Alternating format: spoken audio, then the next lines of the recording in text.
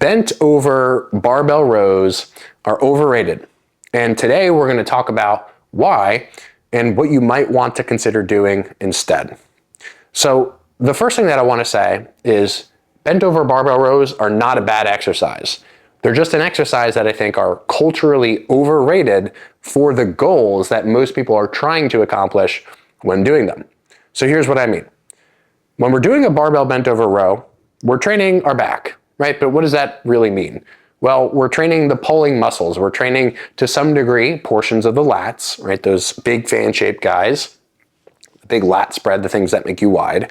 We're also training the upper back, right? The traps, the rear delts, all the things that we want to grow on the back side of the body, basically, right? But oftentimes, if that's the stated goal, what we fail to recognize with this exercise is how much other stuff we have to manage in order to accomplish that goal. So for instance, as someone is going through the bent over row motion, and as they are moving from start to finish, right? So from bottom to top there, I'm trying to illustrate, what else do they have to manage? Well, let's just pick one position here to focus on, which we'll call the lengthened position of this exercise, where the arms are straight. Well, if we think about what the resistance is doing, the resistance is in the hands, and the resistance is falling like this, right? And the resistance we can effectively extend upward, somewhere like that. Just pretend that line is straight. When we look at this line and we identify, well, how far is that force direction from the involved joints that I'm trying to train at this position? Well, what we can quickly recognize is that it's very, very close to the shoulder. In fact, this drawing, because it's a little crooked, is not quite accurate. The resistance is basically stacked underneath of your shoulders. But where the resistance is really far from are all these different portions of your spine right here and your hips. Right, so many of you will also note that this position is the bottom of what exercise? The deadlift. So in essence, what you have to do in the bent over barbell row is you have to perform an isometric deadlift while you are simultaneously attempting to train the pulling tissues. And the question I have for you is, why would you do that unless that was specifically your goal?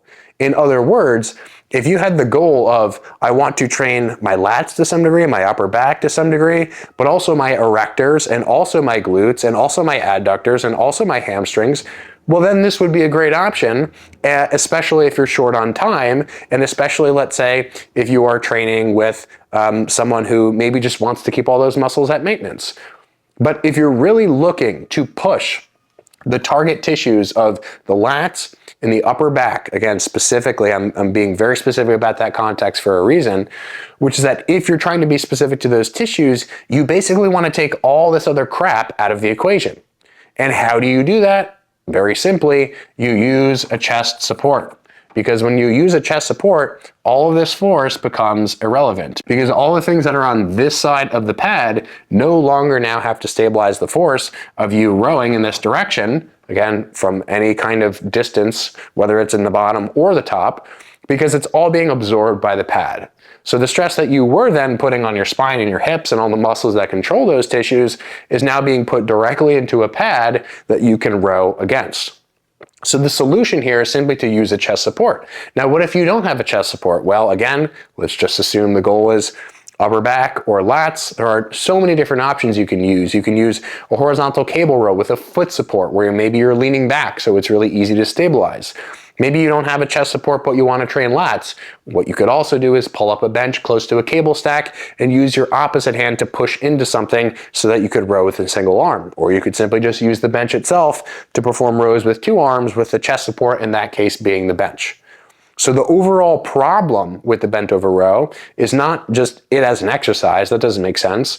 It's the context in which people apply this exercise, and also, just in general, the sort of mystical, magical claims about the bent over row being the goat back exercise, whatever that means. So we just need to be more specific about the context. And if the context is, I want to train my pullers, put something in front of your chest, use your opposite hand if it's single arm, use an angle of your torso. Again, like in the lean back cable row that is very easy to stabilize where you can use your feet. Just basically take this stuff and all these muscles and take this stuff out of the equation so that you don't have to be focusing on all of those things while you're trying to do just an exercise for your back, for your pullers. And there are other considerations to this, such as the fact that the weight is basically much lighter where you're much stronger, right? So as I mentioned, the weight is stacked below the joint in the bottom, and then as the arm moves upward and backward, right, this is the really difficult position, right? And so people are kind of forced to toss it, and that's when you see people like Ronnie Coleman, impressively, by the way, bent over rowing like 500 pounds, right? But even Ronnie Coleman said something along the lines of like, I do this exercise for low back. So in which case, at that point, why wouldn't you just do something like a Jefferson curl or something like a deadlift if you wanted to train your low back? I don't know. But anyway, I hope this clarified some things. Again, I am not someone who is emotionally attached or super against this exercise. I don't have feelings about it. I would rather you all just sort of look at the exercise for the physical qualities that it has and ask yourselves, is this appropriate for what I'm trying to do? Or is there an easier way to accomplish what I'm trying to accomplish so that I can put all the energy that I was using to hold all this crap together and just put it right into my back so that I can train my lats and my upper back more specifically?